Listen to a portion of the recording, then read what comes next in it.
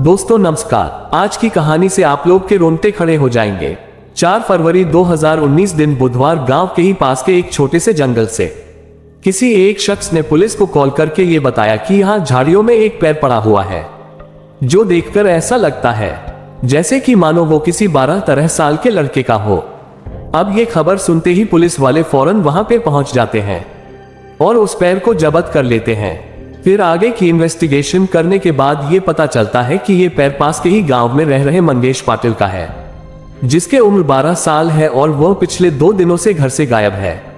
पर सवाल ये था कि आखिरकार उस 12 वर्षीय मंगेश पाटिल के साथ इतनी बेरहमी और क्रूरता किसने दिखाई और क्यों, और इसके चलते पूरे गांव में अब दहशत का माहौल बन चुका था और इसीलिए कोई भी माँ अपने बच्चे को बाहर खेलने जाने तक से मना करने लगे, क्योंकि अभी तक सभी को यही लग रहा था ये एक तंत्र मंत्र जादू टोने का चक्कर है। पर पूरे गांव वाले और मंगेश पाटिल के परिवार वालों की आंखें फटी फटी तब रह जाती है जब इसके पीछे की असल सच्चाई बाहर निकल के आती है। और ये केस 2019 में बहुत ही ज्यादा सेंसिटिव रहा था। और एक और बात, इस केस में हमें सस्पेंस, थ्रिलर और ड्रामा भी भरपूर देखने को मिलता है। तो फिर मिलकर के शुरू से शुरू करते हैं और जानते हैं देश दुनिया की डार्क रियलिटी। तो ये कहानी शुरू होती है महाराष्ट्र के जलगांव के अंतर्गत आने वाले एक छोटे से गांव चाहरी गांव से, जहां पे एक छोटा सा गरीब परिवार रहता था। इस परिवार में 4 लोग होते हैं। गणेश पाटिल, उसकी माँ गीता, उसके पिता धगदू पाटिल और उसकी एक बहन। अब धगदू पाटिल यानी कि गणेश पाटिल के पिता मेहनत मजदूरी करके अपने परिवार का पेट पालते आ रहे थे। और आपको इस बात का खास ख्याल रखना है कि उनके जो करीबी कुछ रिश्तेदार होते हैं उन्हीं के साथ उनके गांव में रह रहे होते हैं। खैर, मंगेश पाटिल 2 फरवरी 2019 को जब शनिवार का दिन होता है, जिसके चलते मंगेश पाटिल को उसके स्कूल से हाफड़े की छुट्टी हो जाती है और इसलिए वह हर रोज से कुछ समय पहले ही अपने घर पहुंच जाता है। वहां जाकर के अपनी माँ से कहता है कि मैं सोच करने के लिए बाहर जा रहा हूं। अब बाहर इसलिए क्योंकि आप भी जानते हैं कि गांव देहात एरिया में आज भी काफी सारे लोग स्वच्छ करने के लिए बाहर ही जाते हैं। इसीलिए मंगेश भी सोच करने बाहर चला जाता है और इधर उसकी माँ इंतजार करने लगते हैं कि चलो वो वापस आएगा तो खाना पीना खाएगा, क्योंकि स्कूल से भी वो लौटा था। लेकिन उसकी माँ के इंतजार की घड़ियां कभी खत्म नहीं होती। अब काफी समय बीत जाता है। फिलहाल उसके माँ को ये लग रहा था शायद वो अपने दोस्तों के साथ कहीं खेलने लग गया होगा, शाम तक तो लौट ही आएगा। फिर इंतजार करते करते शाम हो जाती है। उसके पिता भी मेहनत मजदूरी करके घर लौट आते हैं। सूर्य भी अस्त हो जाता है, पर अफसोस मंगेश पाटिल घर नहीं लौटा।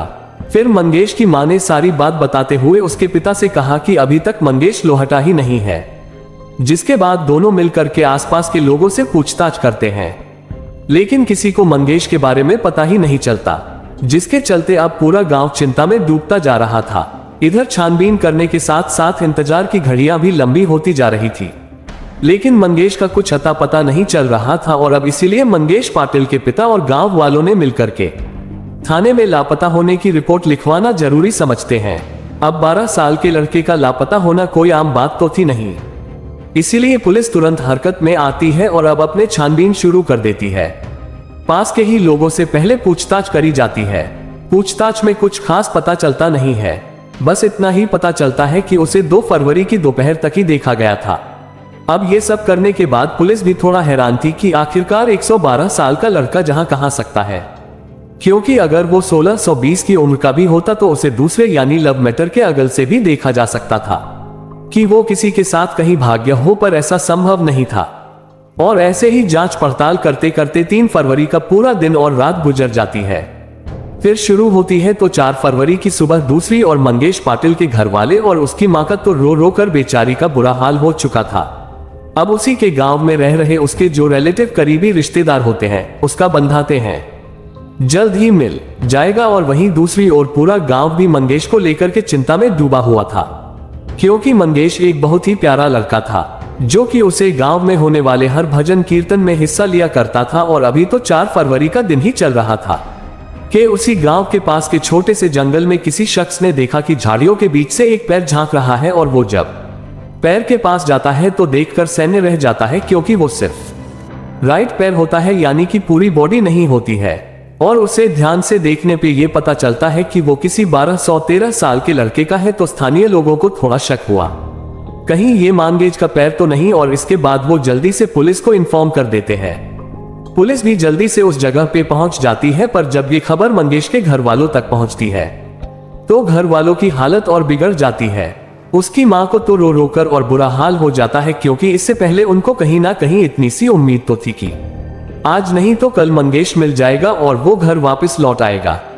पर इस खबर के बाद उनकी वो छोटी सी उम्मीद भी टूट जाती है। पर यह कहना थोड़ा मुश्किल था कि वो पैर मंगेश का ही हो, क्योंकि अभी कोई पुख्ता सबूत तो थे नहीं। हो सकता है कि वो पैर किसी और का भी हो सकता है, तो इसीलिए फिलहाल तो पुलिस वालों का दिमाग तो घूम ही गया कि अगर यहाँ पे एक पैर मौजूद है तो हो ना हो बाकी के बॉडी पार्ट्स भी यही कहीं पे होंगे।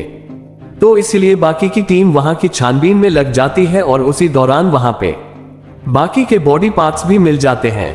हालांकि सर नहीं होता है और उस बॉडी की हालत बहुत ही खराब होती है, लेकिन फिर भी अब मंगेश के फैमिली को वहां पे बुलाया जाता है और कुछ कपड़े और बॉडी पार्ट्स के कुछ निशानदेह करते मंगेश के घर वाले ये तो कंफर्म कर देते हैं कि ये कोई और नहीं बल्कि हमारा बेटा मंगेश ही है।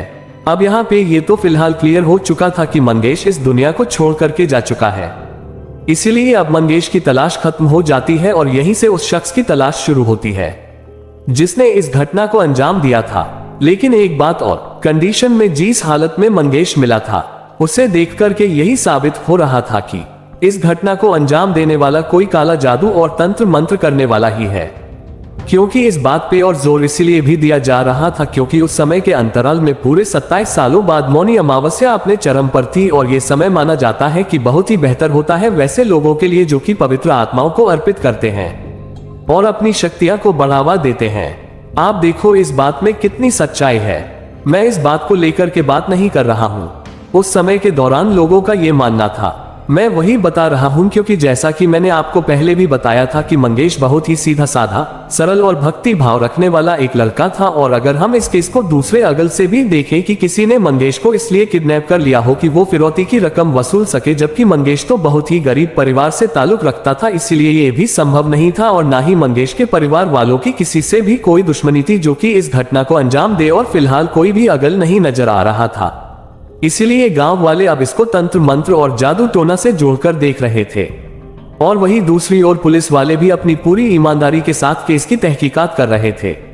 पर अफसोस पुलिस वालों को कुछ भी समय नहीं आ रहा था और ना ही उनके हाथ अभी कुछ ऐसा सबूत मिला कि वो इस केस को सॉल्व कर सके। क्योंकि आप भी जानते हैं कि गांव देहात में कहां ही सीसीटीवी कैमरे लगे होते हैं, लेकिन किस्मत से उस गांव में एक ज्वेलर की शॉप होती है और उसी शॉप के आगे एक सीसीटीवी कैमरा लगा होता है। और एक बात यहाँ पर यह भी थी कि यहाँ तक पहुंचने से पहले, इस फुटेज को देखने से पहले पुलिस वालों ने अपने रिसर्च डॉग का सहारा भी लिया था। यानी कि पहले तो अपने वेल ट्रेन डॉग को उस घटनास्थल पर लेकर गए और वहां पे उन्हें खुला छोड़ दिया। फिर वो सूंघते सूंघते विक्टिम यानी कि मंगेश पाटिल के घर के बाहर जाकर खड़े हो गए। ये देख करके पुलिस वालों को कुछ भी समझ में नहीं आया और ना ही लोगों को कि आखिरकार ये कुत्ते बताना क्या चौर है। फिर से इस प्रक्रिया को दोहराया गया। प्रक्रिया दोहराने के बाद भी वे कुत्ते उसी के घर के बाहर जाकर खड़े हो गए। किसी को कुछ भी समझ नहीं आ रहा था। पुलिस वालों को फिलहाल यही समझ में आया कि ये कुत्ते ये बताना चाह रहे हैं कि ये विक्टिम का घर है। फिर उसे ज्वेलर की शॉप से 2 फरवरी की सारी फुटेज कलेक्ट कर ली जाती है। फिर आराम से देखना शुरू करते हैं, इस उम्मीद से कि कुछ तो मिल जाएगा, और होता भी कुछ ऐसा। उसमें कुछ अजीब सा देखने को मिलता है कि एक भिखारी होता है जो कि 1-2 घंटे के दौरान उसी एरिया में आसपास भीख मांगता हुआ नजर आता है। लेकिन खास बात यह होती है कि उसके जो पोटली होती है काफी वजनदार और अजीब दिखाई पड़ रही होती है। ये देख करके पुलिस वालों को थोड़ा शक होता है कि हो ना हो उसकी पोटली में ही मंगेश हो सकता है। हालांकि उसका चेहरा साफ फुटेज में दिखाई तो दे नहीं रहा था, लेकिन फिर भी एक अच्छे खासे आर्टिस्ट की मदद से उसका चेहरा बनवा लिया जाता है और पूरे गांव में ऐलान कर दिया जाता है कि जो भी इस भिखारी के बारे में बताएगा उसको अच्छी खासी नकद राशि इनाम में दी जाएगी। और अब ये सब करते करते काफी दिन बीत जाते हैं, लेकिन पुलिस वालों के हाथ कुछ भी नहीं लगता कि जिससे वो इस केस को सॉल्व कर सके। फिर पुलिस वालों की जितनी भी खोज करता है टीम थी, सभी बैठ करके एक जगह पे मीटिंग करते हैं। इस बात पे सोच विचार करता है कि उन्होंने क्या किया है और क्या नहीं किया है। कहीं ऐसा तो नहीं कि कुछ पहलू छूट रहा हो जो हमारी आंखों के सामने हो और हमने उस पर ध्यान ना दिया हो। और इन बातों का रिजल्ट ये निकल के आता है कि जो कुत्ता होता है यानी कि जो सर्च डॉग थी उनकी, उसने हर बार यानी कि दोनों ही बार इंडिकेट किया था मंगेश के घर की तरफ। और यहीं से पुलिस वालों का दिमाग घूम जाता है कि हमने दुनिया में तो खंगाल लिया लेकिन उसके घर और उसके आसपास तो कुछ देखा ही नहीं, तो इसीलिए अब उनके घर की तलाशी ले जाती, उनके आसपास भी जांच करी जाती है। पर अफसोस यहाँ पर भी उनको निराशा ही हासिल होती है। फिर उन्होंने सोचा क्यों ना अब इनके घर के मेंबर की जांच करी जाए, इनके बारे में पता किया जाए कि कब ये क्या करते हैं कि इससे मिलते हैं और इनके घर पे आता है। फिर इसी से संबंधित गांव वालों से सवाल जवाब किया जाता है कि ये क्या करते हैं, कब कहां जाते हैं, कौन इनसे मिलने आता है। फिर उसी दौरान एक शख्स का नाम आता है कि हाँ, एक शख्स तो है जो कि इनके घर पे लगातार आया जाया करता है और उस शख्स का नाम होता है समाधान पाटिल। जिसके बाद पुलिस वाले समाधान पाटिल को बिना किसी देरी के थाने पूछताछ के लिए बुला लेते हैं। पूछताछ में पुलिस सवाल करते हैं कि आखिरकार तुम उसके घर लगातार आया जाए क्यों करते हो, तुम्हारा क्या रिश्ता है उनसे। तो फिर वो जवाब में बताता है कि भाई वो तो मेरे सगे मामा मामी है, तो मैं उनके घर भी नहीं जा सकता। क्या अब एक ही गांव में रह रहे हैं तो हमारा आना जाना तो लगा ही रहता है। अब यहां पर भी पुलिस वालों को निराशा ही हासिल होती है, लेकिन फिर भी वो समाधान पाटिल पे नजर रखे हुई थी। और नजर रखने के बाद एक बात क्लियर हो जाती है कि समाधान पाटिल अपनी मामी के घर तभी जाता है जब उसका मामा घर से बाहर होता है और उसके दोनों बच्चे स्कूल में। और ये हरकत सवाल खड़ा कर रहे थे कि आखिरकार वो ऐसा क्यों करता है।